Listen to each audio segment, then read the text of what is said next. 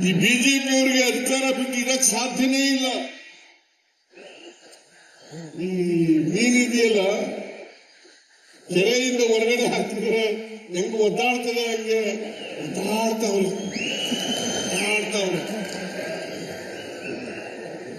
ಇಂಥ ಬಿಜೆಪಿಯವರು. ನಾನು ನಿನ್ನೆ DK ಶಿವಕುಮಾರ್ ಅವರು ಮಾಧ್ಯಮದವರಿಗೆ ಸುದ್ದಿಗೋಷ್ಠಿಯನ್ನು ಮಾಡಿ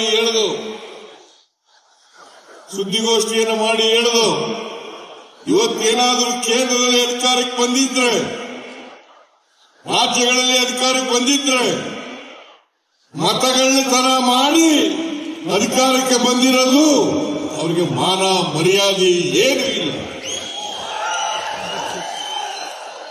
ಒಂದು ವೇಳೆ ಮಾನ ಮರ್ಯಾದೆ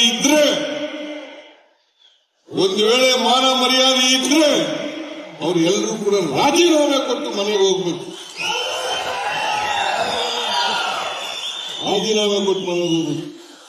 ನಾಚಿಕೆ ಇಲ್ಲ ಅವರಿಗೆ. ಬಂಡ್ರು, ಶತಬಂಡ್ರು.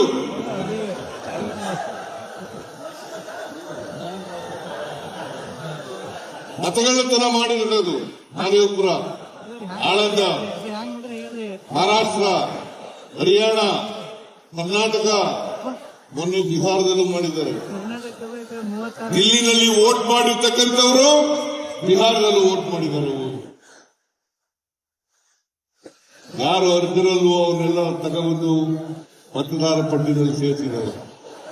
ನಾಗೇಪುರ, ಬೆಂಗಳೂರು ನಗರದಲ್ಲಿ ಒಂದೇ ರೂಮ್ನಲ್ಲಿ, ಒಂದೇ ಮನೆಯಲ್ಲಿ 80 ವೋಟ್ ಇರಕ್ ಸಾಧ್ಯನಾ?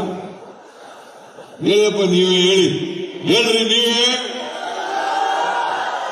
80 ವೋಟು ಒಂದೇ ಮನೆಯಲ್ಲಿ.